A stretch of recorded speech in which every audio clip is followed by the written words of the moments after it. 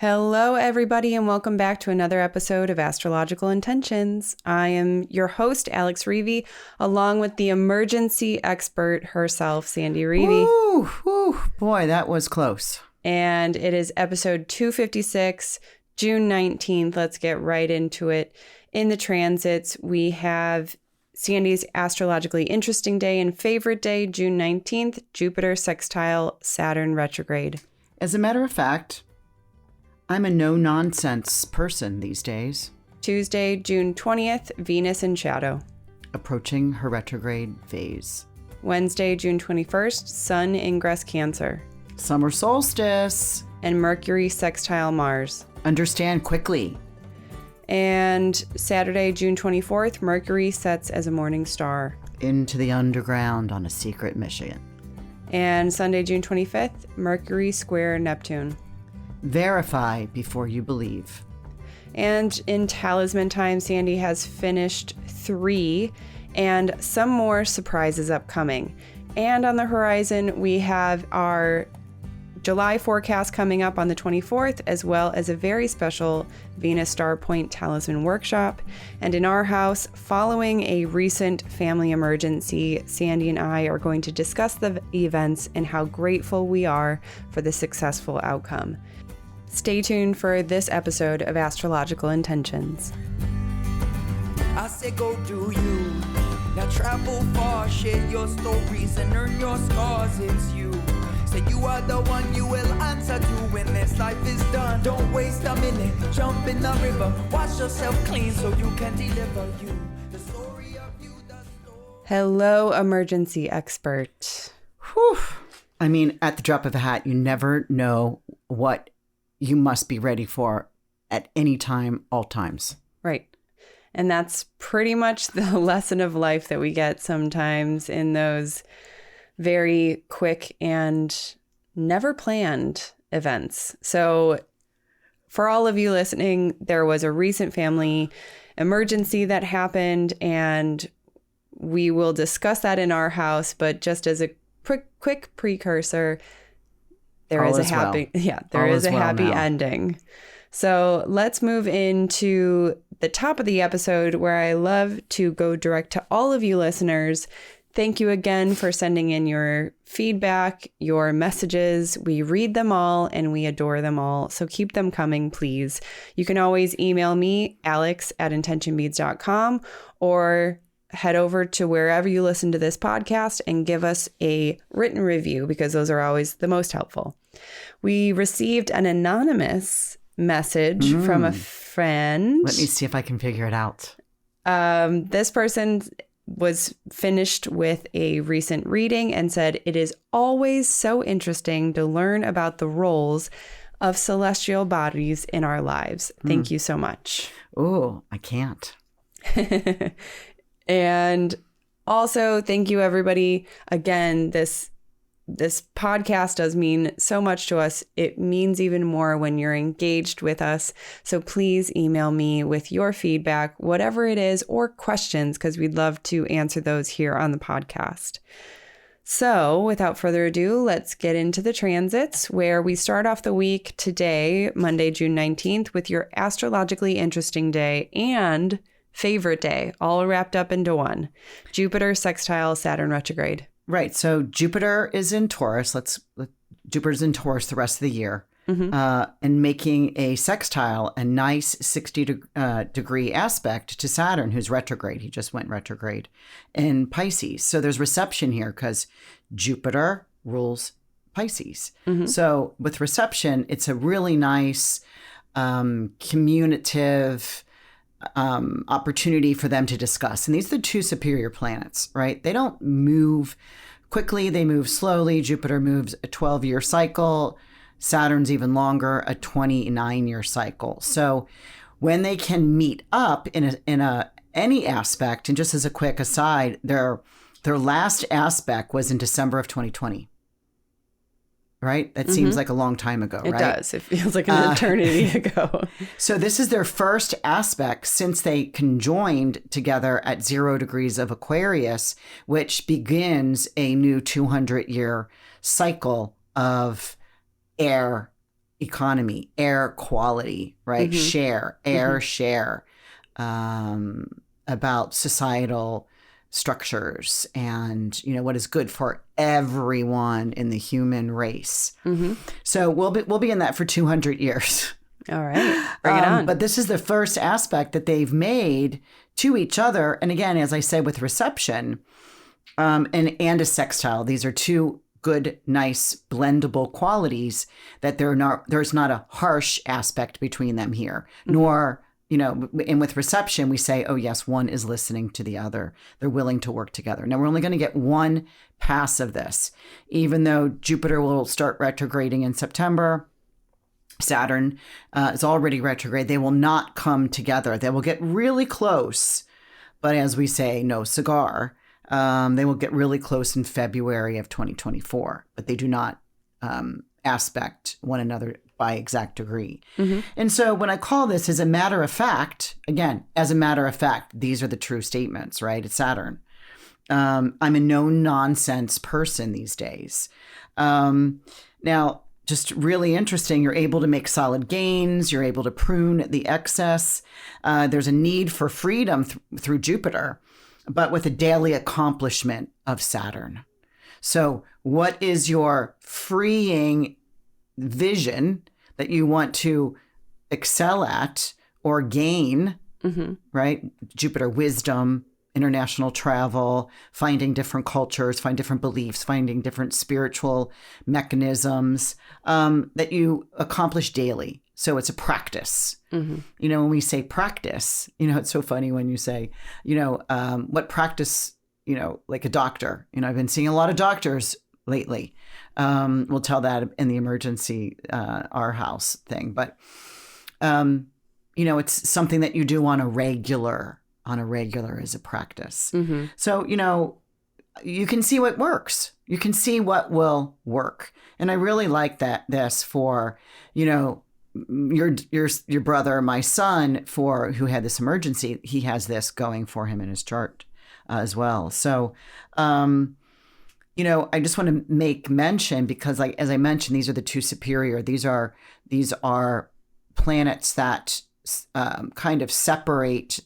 Even in generations, they separate even smaller portions in a big generation. Right. Okay. But they're going to make their next aspect after Monday the 19th will be a square to each other in August of 2024, and they'll do that 3 times. So that's a square. So that's going to be a little bit more, maybe a little bit more anxiety induced, but has more oomph to get something done. And then the one after that will be a trine. Trines are easy energy. They will trine each other in November of 2025, just for one time. So that forward thinking of what can we do now that, will be put to the test possibly August of 2024. Because if you've done it right, you're going to have it work out well for you. Right. So what are you practicing as a no-nonsense, matter-of-fact type of plan, right? Very interesting. Yeah. So that's why it's my favorite day. That is a big day. And it's my Astro Interesting Day because this is the first time in, just in about 2.5 years that they have been able to aspect one another. In other words, first time they've been able to see each other since December of 2020. And moving on to the next day, which is Tuesday, June 20th, Venus in shadow. So Venus moves into the 12-degree area of Leo in everyone's chart. And for me, I know it's the 12th house. I have to picture that for you. Where's your moon? I forget what house your moon is in. Your moon is in like the second house. I think so, so it's in the second house. So when Venus moves into the shadow period, she moves into a area of the sky, a particular degree that she will meet back up in. And this is the first degree she will retrograde back to is 12 degrees because she'll retrograde July 23rd. So not for another, week another month, where she's approaching her retrograde phase. So this just says she goes into shadow. So anything that has to do with Venusian situations like love, beauty, connections, friendships, what you value, self-worth, will be going into a review process down the line. So by putting that on your calendar on this 20th of this month, you'll be able to recognize some of the same situations that will be coming up for you for over another, 4 or 5 months. All right. So you might just want to note that you don't have to maybe possibly finish something because it will come back up for review. Okay. So I always like to note that. That's why I've been starting. I know you said, well, we don't normally tell people these things. I'm like, but as you follow the astrology more and more, like I do, please note that, right? Venus in shadow. Venus in shadow. It's a She's precursor. Not retrograde yet. Mm-hmm. She's still moving forward. She's going to go all the way up to 28 degrees of Leo. Then she's going to retrograde along this same path all the way back to 12. Mm-hmm. So she will be back here one more time, and she'll pause here for a long period of time. Yeah. Okay. So Wednesday, June 21st, we have 2 transits. The first is Sun ingress Cancer. Happy birthday, Cancers, and welcome to the summer solstice, everyone. Summer solstice day. This is at 9:58 a.m. Of course, we're in Central Chicago time. Mm-hmm. And this is the longest day of the year. Yay! So stay up really late. Right. Have a lot of energy, because we note at 9:58 a.m., it's going the other way, right? Because the solstice means stand still. Yes. So the sun will stand still for a couple days right at this. So you can mark this whatever window you look at, mm-hmm. out at, or whatever outdoor space you can get to. Put your chair there. Sit so you can see the sun setting or sun rising, whatever you can see. Mm-hmm. And then watch you over the next 2 weeks having to move the chair slightly so that you can see the sunrise or the sunset, because the sun's moving back the other way. Correct. And it's going to start, my friend Susan Goodell, who's a financial astrologer, this is her saddest day of the year. Oh, really? It should be the best. It should be. Because she's like, we're going to start losing light. Right. Right. So and I laugh at her all the time when she says that. So the second transit is the Mercury sextile Mars. Yeah, this is understanding quickly. And again, Mercury is in his own sign of Gemini, so able to pick up, understand whatever the wittiness, the information that's coming in, or the information that you're delivering out, is being supported by the Mars in Leo. Mm-hmm. And so Mars, it's a sextile, so it's a 60 degrees. It says take the opportunity to, move quickly, to rush kind of a thing. It's like understand quickly and getting finished fast with some pride, because it's in Leo. You're able to be challenged. So here you could beat your best, right? Like if you've got a number that, whether you're on the Peloton or you're running or you're whatever it is you're trying to beat your best, this would be a day to challenge yourself at something. And challenge yourself maybe for a longer term scenario. Yeah, perfect. Right. So I always like those challenges. Yeah. And Mercury right now is 12 degrees away from the sun. And the sun here really does have pretty soon, well, you'll see here within days, this Mercury is going to drop into the sun, because the sun's moving faster than Mercury right now. So the sun's going to pass him up, and he's going to drop into the sun's beams. So we'll talk about that. And that is called Kazimi for it. No, not yet. Oh, combust. It's called combust. Well, right now it would be just considered under the beams. Combust is not until it gets to 8.5 degrees to the sun. And then what is Kazimi? Within 17 minutes of arc of the sun, which is clarity, which is like eye of the storm. Mm-hmm. Very calm. Okay. And Saturday, June 24th, we have Mercury setting as a morning star. So this is where I'm talking about. Right now, we can see Mercury in the morning sky before the sun comes up. Okay. But now the sun's moving faster than Mercury. Mercury's slowing down. So the sun's going to catch up Right? He's not going to go retrograde because this will be called, he's not doing it yet, but he'll be doing a superior Kazemi when he's away from the Earth. It's not his retrograde period. But every other time the Sun and Mercury meet up, he's retrograde for one period and he's direct for the other time. So it goes retrograde, direct, that kind of thing. So he goes into the underground on a secret mission, right? Because he's in his own sign. And this is where he goes into his superior Kazemi, which you were talking about, clarity, on July 1st. We'll talk about that more when we get to July 1st. And it kind of sounds like a little bit like a hero's journey. It is a hero's journey. Exactly. He's maybe defending something. He's having to go into the underworld. You know, it reminds me of Odysseus when was told to, the only way that he can kind of cleanse himself is to go to the underworld and visit his mother, and visit some of the lost souls that had been put down into, Tartarus. And so Mercury does this often. So it's not he's willing to do this hero's journey. Right. But just really interesting. I find this interesting to note that if you can see Mercury, now he's a faint star in the morning. You can go look for him currently right now before the sun rises, because as of Saturday, the 24th of June, you will not see him because the sun's moving too close to him. So it's called under the beams of the sun. Okay. And any planet under the beams of the sun cannot be visualized. Right. Because the sun's light outpowers. Yeah. But then we will watch, as I mentioned, the superior Kazemi when it's in the heart of the sun is July 1st. And then Mercury will rise as an evening star on July 9th. So this is where he is going into what you just called the hero's journey. So this is a period of about 2.5, 3-ish weeks. So really he has to disappear. And Mercury is really the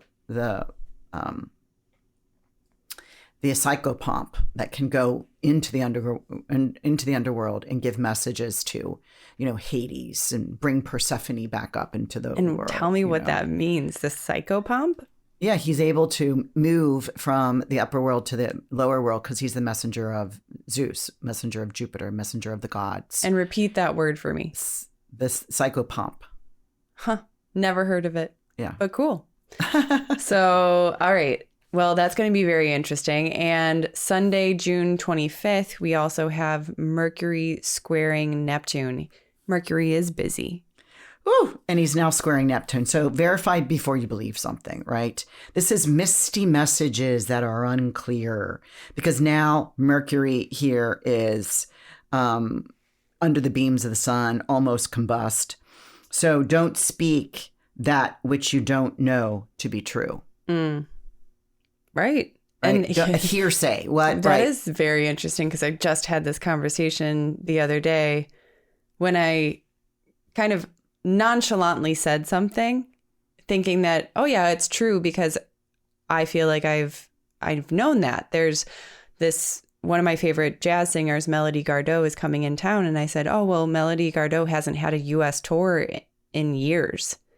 And because I'm constantly looking, right, to make sure that like I need to see her live. I'm finally going to see her live in Ravinia. Oh. But when I said it out loud, somebody asked me, well, are you sure about that? And I was like, well, actually, I don't know. It was true for me, but factually, I was really just waiting for her to come to Chicago. So I kind of expanded that out to be like the U.S., which she's had in a U.S. tour. So that's interesting. Yeah. Yeah, because this is like, and it's square Neptune. Neptune is the planet of, misty waters, of the fog. And just puts a little bit of it's so funny because my eyes, we'll talk about that a little bit in my house. I just had some eye surgery and my eyes are very cloudy. And so, it's kind of like, is that what I see over there? Is that a 3 or is that an 8? You know, it's kind of like verify before you say something or believe what you think you are hearing or Right. what you think you know. So this is the day on Sunday, the 25th, to really, you know, Google something. Fact check. You know? Yeah, fact check. Yeah. Okay, well, what a week. So let's move into Talisman Times. You have finished up 3 talismans. The first was Monday, June 12th, to become pregnant.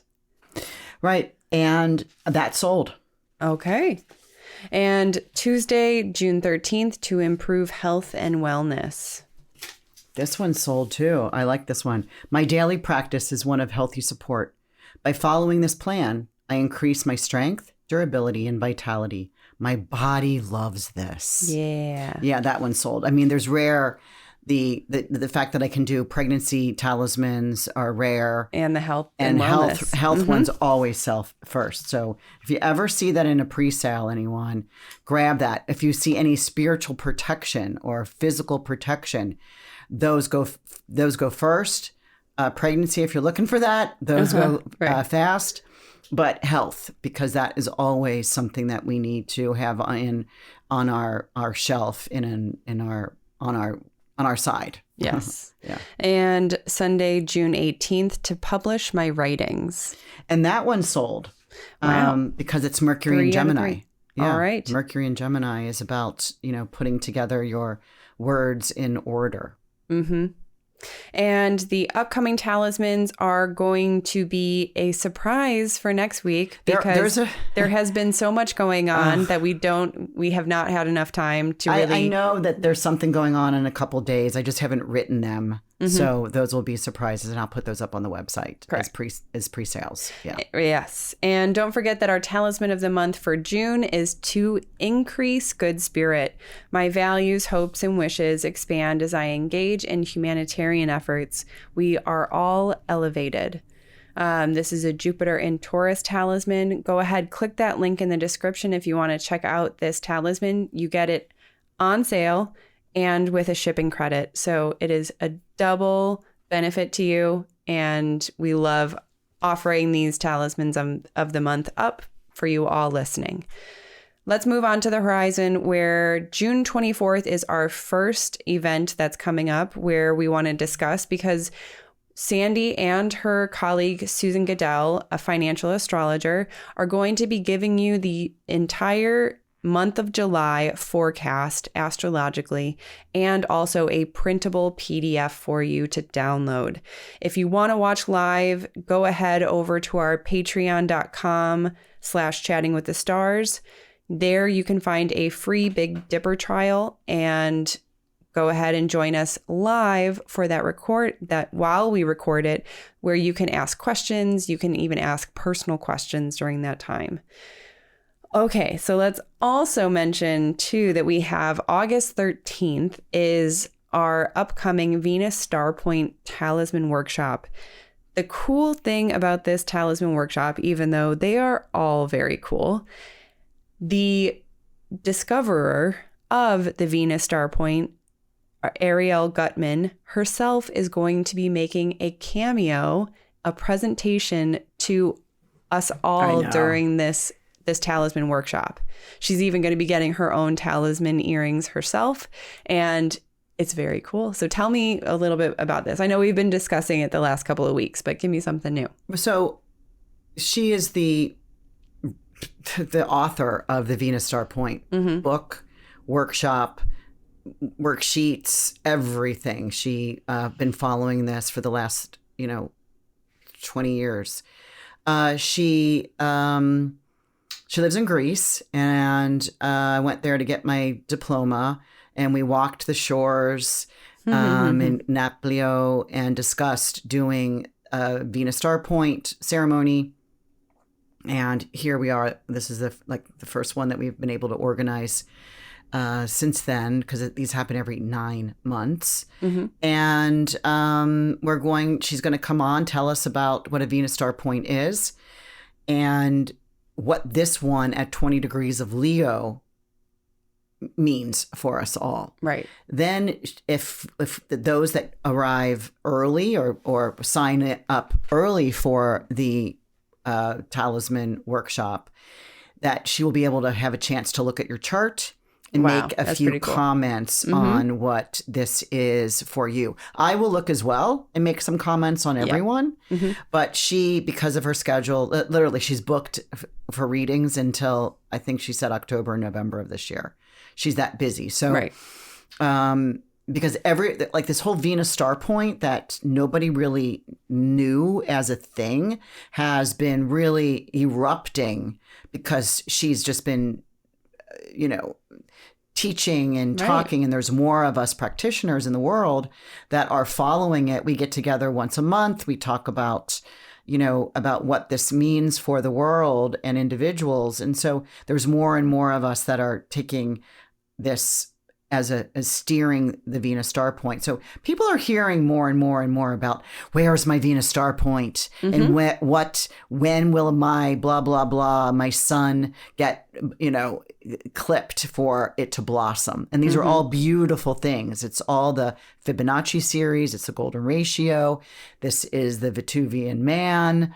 This is really anything about beauty and in kind of agriculture that is in nature. Is really happening in the stars, and it's the five-pointed star. So she started developing this and seeing it, and then watching this in patterns over centuries and centuries, and pulling it out into its own thing. Right, its own kind so of I teaching. do readings that people come to me because they can't get in with Ariel because she's so far behind, and I'm one of the astrologers on her website. Listed on her website that can... Yeah, so I've been getting a lot of requests for Venus Star Point readings that are specific for people wanting to know where theirs is and who are the and a little right bit hand, about the left hand, who's my left foot, who's my right foot. I held a retreat in Mexico in 2022 for the group, and that's where my first kind of entry into the Venus Star Point as a group. And it was amazing for these women to understand that. They still to this day talk about, you're my Venus star point, you're my right hand. Right. And just as a follow-up, and I know it's so far in advance, but September of 2024, Ariel and I are going to be doing a Venus Star Point retreat of an incredible 7-day immersion with Ariel and myself in Amargos Island, Greece. Because I'll be running a retreat there every year starting 2023, which I'm teaching mythology September. Yes. And I think we just filled one spot. We have another spot available for Amargos of September of 2023. But again, September of 2024 will be the Venus Star Point. And that we only have a dozen slots. And you can't sign up for that yet. It's not available on the website, but if you would email Alex, we can put you in a slot. Correct. Which you basically already explained, but the next event on my checklist was discussing the 2023 Greece retreat. That is September 7th through the 14th. We are still accepting one person left. So if this retreat is speaking to you this year, we would love to have you. We'll give you all of the information you need to make your flight arrangements, your travel itinerary, and everything, even down to your packing list. So go ahead, click that link, put down your deposit, or remember that you can always receive a free 15-minute reading to ask Sandy questions or to figure out if this retreat is a good fit for you. I mean, there's still plenty of time to get your flights. You don't even have yours, though. I don't have mine. So if it makes you feel any better, everybody, I don't have my flight yet. But there is still space, and I'm teaching mythology in everyone's chart. We all have stories that are underlying that aren't reflected in your horoscope, as most astrologers look at. But any astrologer that's following mythology, and I'm one of them, that can pull out, it's Bernadette Brady, she is my mentor and teacher on this, is pulling out Purans of what was rising what planet was rising when, say Castor was at your midheaven, right? That those are connected planet to a fixed star, and that has a theme in your life. I was knocked over when I went over this with Bernadette some years ago, and it was like, wow, that doesn't show up in my horoscope, with my planets, just planet to planet, but it shows up with planet to fixed star. And myth behind those. And all fixed stars have myths because they're the constellations up there, right? Right. Yeah. Like Orion, right? What's going on with Orion in his foot, Regal, or Castor and Alhina, the foot of one of the twins. And it's so if you so have perfect that, because all the myths are so deeply human. It's so entrenched in just our historical, our ancient humanity too. And so just to see those reflected in our modern day times, those stories are timeless. Right. And just for instance, you have one of your planets, Paran, with Fasces. And it's the eye of the archer. And the eye of the archer, think about it. Like, right, if you're going to be watching Outlander, right? It's the archer has to have a pinpoint, one-eyed bullseye.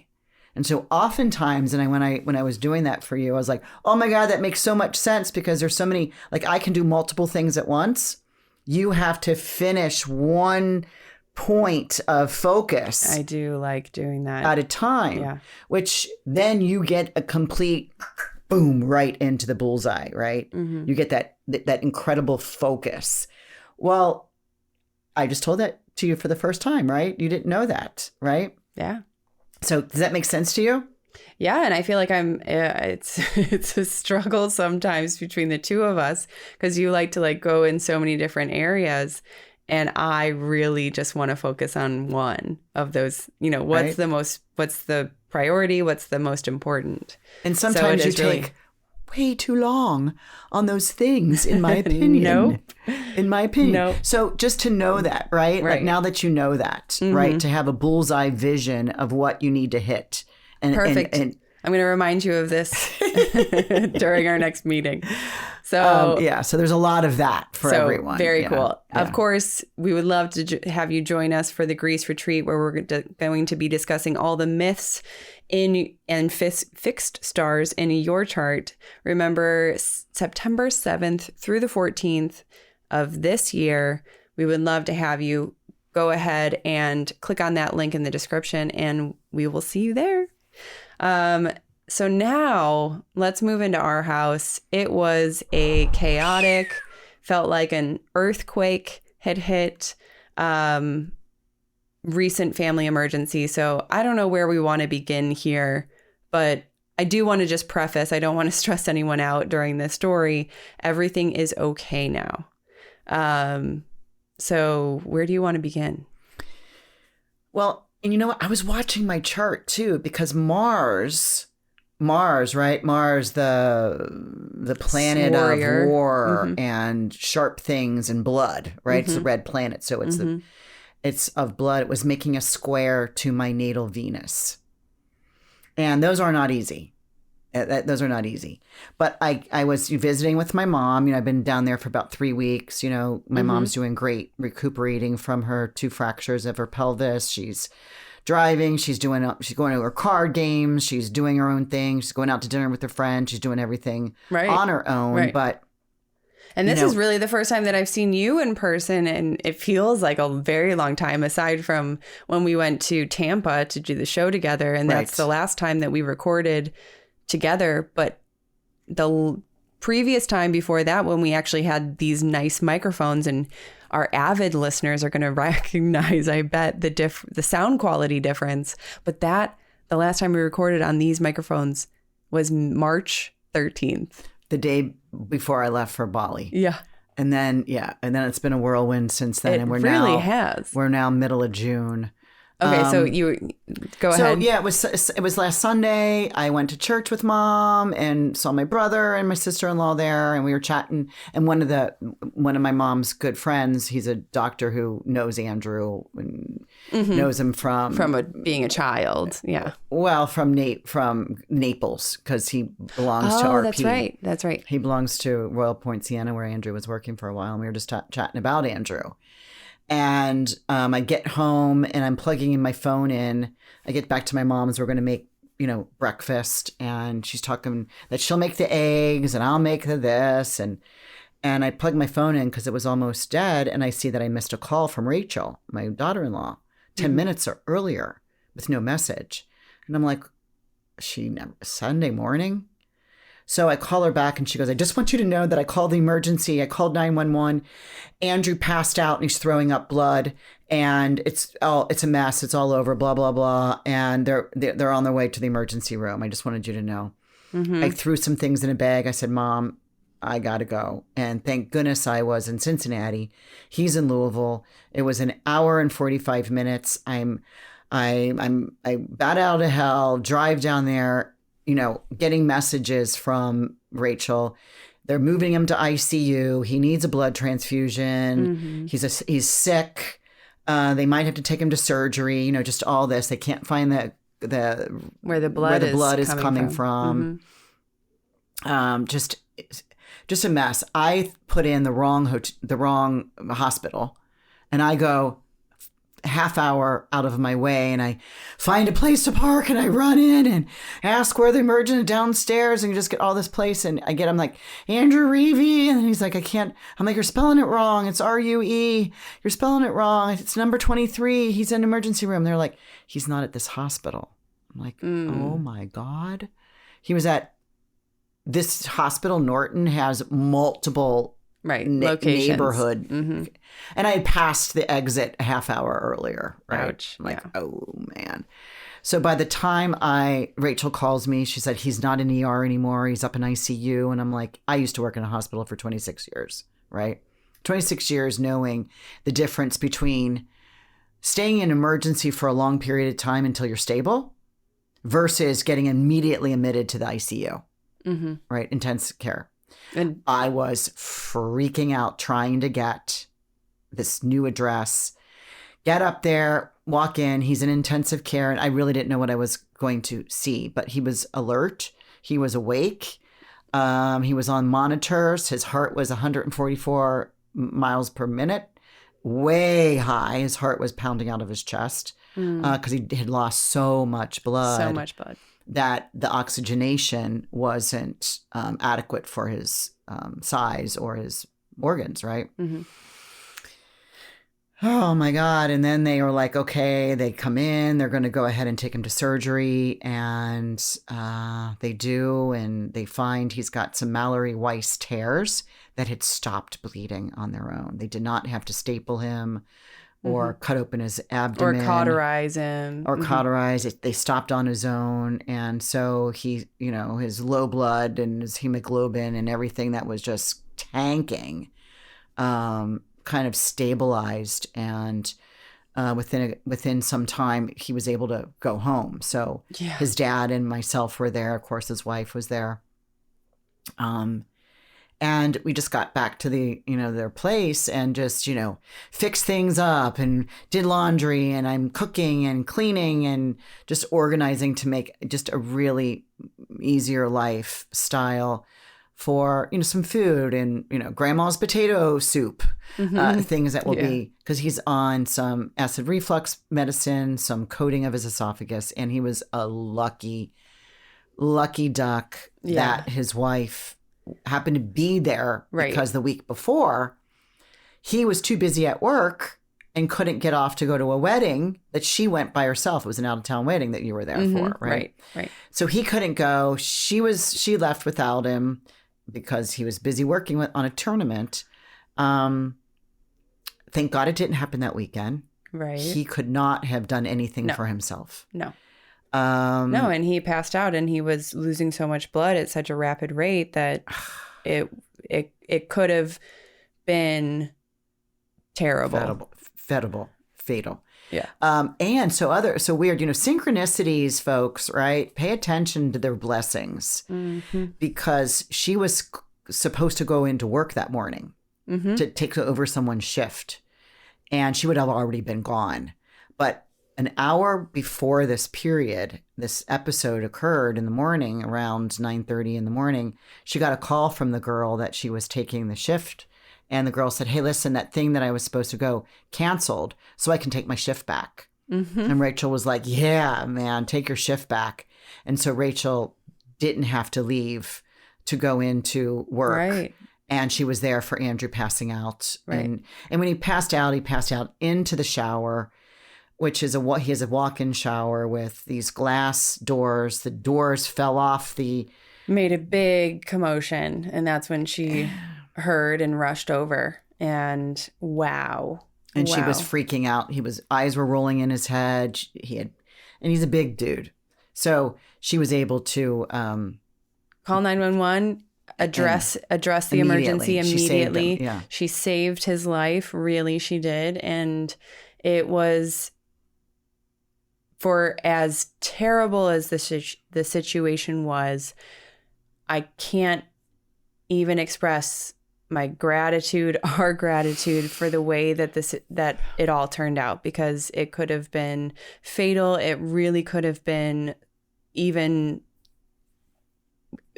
could have been worse, way worse. He really escaped some dire, tragic episode that turned out to be a way better scenario. So he's on medication, and he just has to be very wary of his diet. Right. Yeah. Right. And his health. And it can happen again, right? It can re-bleed. So, yeah, we're checking in every day, several times a day. Lots of medicine he's got to take. Yeah. So, yes, it's been an absolute whirlwind, but we are so grateful. I mean, I feel like not all the time do these second chances or these events turn out so wonderfully that I can't express how wonderful it is. It was scary, it was shocking, it was all of the above, and but now it's turning around for the best. And whew. Yeah. And now, so you did mention before in the earlier in the episode about your eyes, and I will leave that for next week, but I do say that there's been 2 surgeries that have happened in our family in the last 2 days. So, yeah, I had eye surgery. So my eyes are looking swollen and black and blue. I did not take my blue shadow eye pencil and color underneath my eyes. Although it does look like it. So no one's going to see me for the next 4 days if I can help it. I'll start my readings up next week. So anyone that I needed to switch and push off, thank you for a disruption. Yes. So, wow. I mean, if there's anything that our story today in our house can remind us all of, is that what we take for granted is a lot, usually. Especially and our health. Our health is paramount, and our loved ones are not going to be around forever. Neither are we. And so we need to keep that at a forefront in our mind to remember just how wonderful this life is and how much of a blessing health and family is. So what a lesson learned, and I am happy to exercise that every day. So thank you everyone for listening to this episode. It was a incredible week, to say the least, and we will be here. Remember to email us if you have any questions, any comments, and we love you all. Thank you so much. I know. Thank you for sending all of the good vibrations that everyone did. Thank you. I love you. See you all next week, everybody. Bye-bye. Bye. I say go do you. Now travel far, share your stories and earn your scars, it's you. Say you are the one you will answer to when this life is done. Don't waste a minute, jump in the river. Wash yourself clean so you can deliver you. The story of you, the story of you. The story of you, the story